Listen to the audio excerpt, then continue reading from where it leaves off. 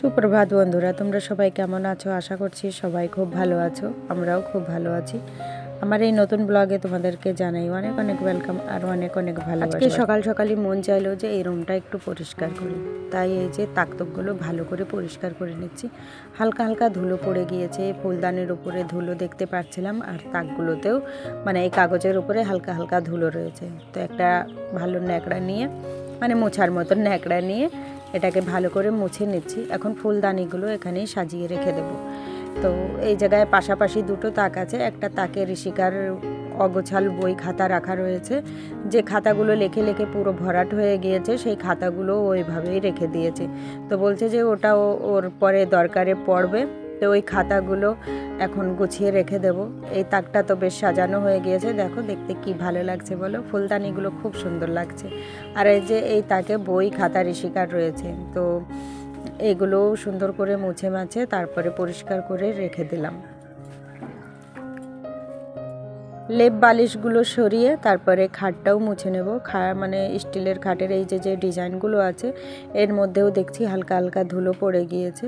তো একটা ন্যাকড়া নিয়ে ওটাকেও ভালো করে মুছে নেব। আর এই জন্যে লেপ বালিশ এগুলো সরিয়ে নিচ্ছি। আর এটা মোছা হয়ে গেলে বেড কাভারটাও চেঞ্জ করে নেব। তো এখানকার যে বেড কাভার যেটাই পাতা হোক না কেন, নোংরাটা একটু কমই হয়, কারণ এই ঘরে কেউ সেরকম আসা যাওয়া করে না। তো এই জন্যে এই রুমে মানে বেড কাভারটাও নোংরা খুব কমই হয়।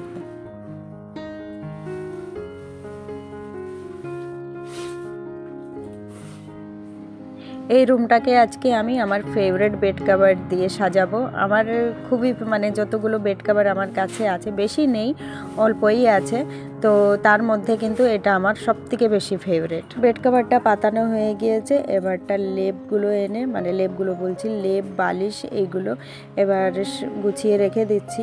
তো রুমটা সকাল সকালই আমার গোছানো হয়ে গিয়েছে। সারাদিন এইভাবেই থাকবে। আর দেখতে দেখো কত না ভালো লাগছে বলো। আর এই রুমটা হচ্ছে আমার ফেভারিট, কারণ হচ্ছে এখানে কেউই আসে না। সকালে গুছিয়ে রাখলে পুরো মানে সন্ধ্যা অবধি পুরো গুছানোই থাকে। তারপর চলে আসলাম এই যে এই জায়গাটায়, এই মানে এই খাটটা গুছাতে। তো এখানে এই যে ভালো করে আমি গুছিয়ে নিচ্ছি। আর এই বেড কাভারটা নতুন থাকতে কিন্তু এটাও আমার ফেভারিটই ছিল, আমার পছন্দেরই বেড কাভার ছিল, কিন্তু এতটাই পুরনো হয়ে গিয়েছে যে মানে পুরো ক্ষয় হয়ে গিয়েছে, এখন আর ভালো লাগে না। মানে যেদিন পাতি তার পরের দিনই মনে হয় যে নোংরা হয়ে গিয়েছে। তো কি আর করা যাবে, মন্দ ভালো নিয়েই তো চলতে হয়। তো যাই হোক, তারপরে এই যে উঠানটা ঝাড় দিয়ে নিচ্ছি। তো এখন হচ্ছে সময় পাতা পড়ার। তো এখন মানে ঝাড় দেওয়ার পর কিছুক্ষণ পর ফিরেই সেই নোংরা হয়ে যাবে। তো যতদিন না এই পাতাগুলো, পুরনো পাতাগুলো ঝরে পড়ছে, ততদিন আর শান্তি নেই। যাই হোক, তারপরে রুটি করেছিল পূজা। এখানে রুটি, আলু, গাজর ভাজা। তো গাজর আলু ভাজা তেমনটা বেশি খাই না, তো মানে আমি ভালো তো এমনি খুবই খাই, কিন্তু শরীরের জন্য ভাজা পোড়াটা বেশি খেতে চাই না, তাই হালকা হালকা ভাজা নিচ্ছি। আর এই যে লঙ্কা একটু, মানে লঙ্কা, ভাজা লঙ্কা, গোটা লঙ্কাই দিয়েছিল, তো এটা একটু ডলে নিচ্ছি। তো এই করে এখন একটু রুটি খেয়ে নেব, আর কিছু রুটি রেখে দেবো আদ্রিজার জন্যে। তারপরে চলে এসেছিলাম যে দুপুরে কি রান্না হবে। তো আজকে খুব ইচ্ছা হয়েছে যে সব রকমের সবজি মিশিয়ে একটা নিরামিষ তরকারি করব, যেটাকে আমাদের এখানে ঘ্যাট বলে। তো ইচ্ছা আছে আজকে যেমন অনুষ্ঠান বাড়িতে ঘ্যাট করে তেমনটা করার। ঋষিকাকে দিয়ে দোকান থেকে ডালের বড়িও আনিয়েছি। আর এই যে সবজির মধ্যে কিন্তু অনেক কিছু সবজি দিয়েছি, আলু, কুমড়ো, এই যে কচু কাটছি, তারপরে বেগুন আছে, মিষ্টি আলু আছে। তো এইগুলো কেটে তারপরে রেডি করছি। ওইদিকে বড় গামলায় কিন্তু আমি পালং শাক কেটে রেখেছি। তো তোমাদের দাদা ভাই এই যে পেঁয়াজের কালি আনছিল, 2-3 দিন হয়ে গিয়েছে, দেখছি একটু হলদে হলদে ভাব হয়ে গিয়েছে। তো ভাবছি আজকে ঘ্যাট করব আর এই পেঁয়াজের কালি ভাজা করব। তো এখানে এই যে পেঁয়াজের কালিগুলো কাটছি আমি।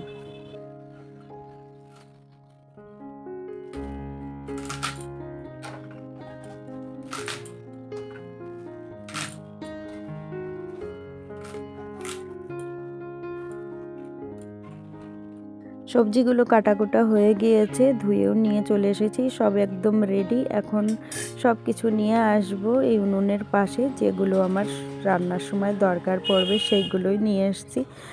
আর উনুনটা আমি আগেই লেপে নিয়েছিলাম।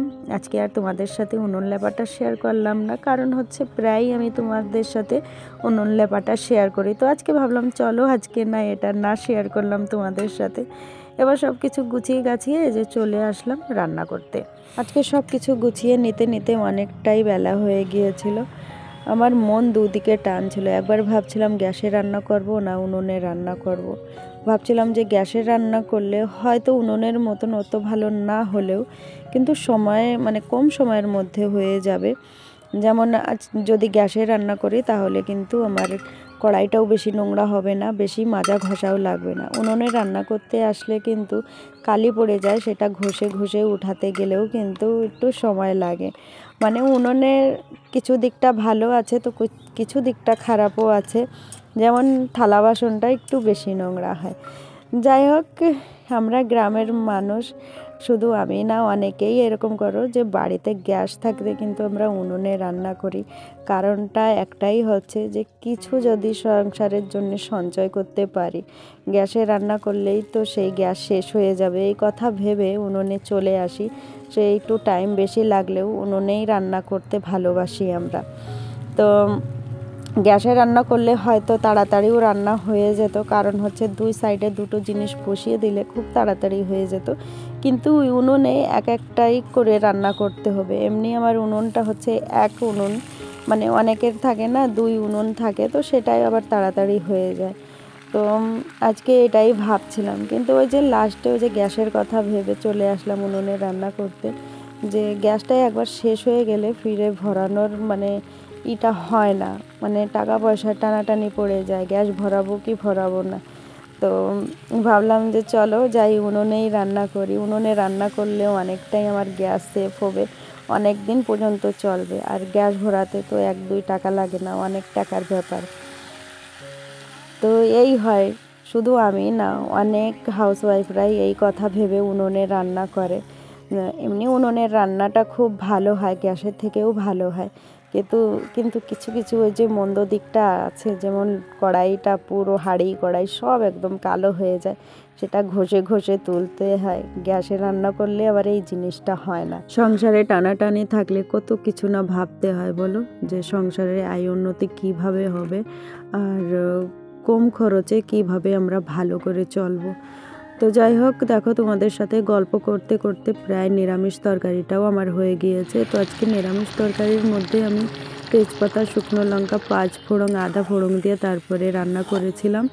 আর স্বাদ মতো লবণ, হলুদ, লঙ্কা সব কিছু দিয়েছিলাম, সামান্য একটু চিনি দিয়েছি, তারপরে একটু জিরের গুঁড়ো দিয়ে এই যে তরকারিটা নামিয়ে নিয়েছি। আজকের এই নিরামিষ তরকারিটা কিন্তু পুরো সেই অনুষ্ঠান বাড়িতে যেমন ঘ্যাট হয় তেমনটাই হয়েছিল।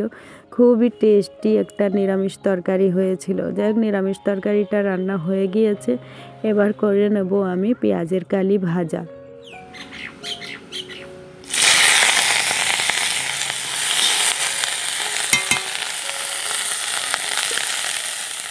এদিকে পেঁয়াজের কালি ভাজা করছি আর এদিকে আদ্রিজার সাথে গল্প করছি। আদ্রিজার স্নান হয়ে গিয়েছে কিন্তু খাওয়া দাওয়া হয়নি। তো যাই হোক, আমার নিরামিষ তরকারিটা রান্না হয়ে গিয়েছে, এবার ওদেরকে দিয়ে আসবো, ওরা খাওয়া দাওয়া করে নেবে। আর এদিকে আমার পেঁয়াজের কালি ভাজা হয়ে গেলেও কিন্তু আমি স্নান করে খাওয়া দাওয়া করে নেব। শুভ সন্ধ্যা বন্ধুরা। তো চলে আসলাম এই যে সন্ধ্যার সময়, আর সেই দুপুরে রান্না বান্নার পর ফোনটাই তোলা হয়নি। আর আজকে একটু কাজের চাপও ছিল, এই জন্যে আর ফোনটাও তোলা হয়নি। যাই হোক, কাজের থেকে একদম আজকে ছুটি পেয়ে গিয়েছি, যেটা সেলাইয়ের কাজ ছিল পুরো কমপ্লিট হয়ে গিয়েছে।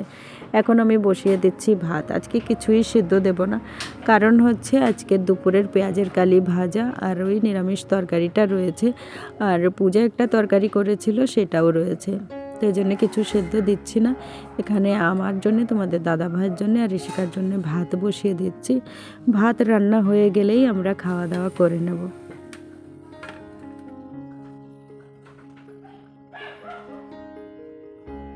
রাত্রে খাওয়া দাওয়ার পর এই যে আমার থালা বাসনগুলোও ধোয়া হয়ে গিয়েছে।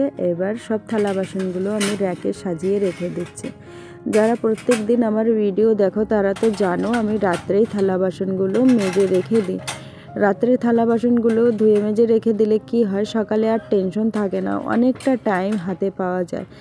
প্রায় কয় মাস হয়ে গিয়েছে আমি এই কাজগুলো করছি। আগে কিন্তু এমনটা করতাম না, তাই সকালবেলায় আমার টাইমও পেতাম না, অনেক মানে ব্যস্ত থাকতাম।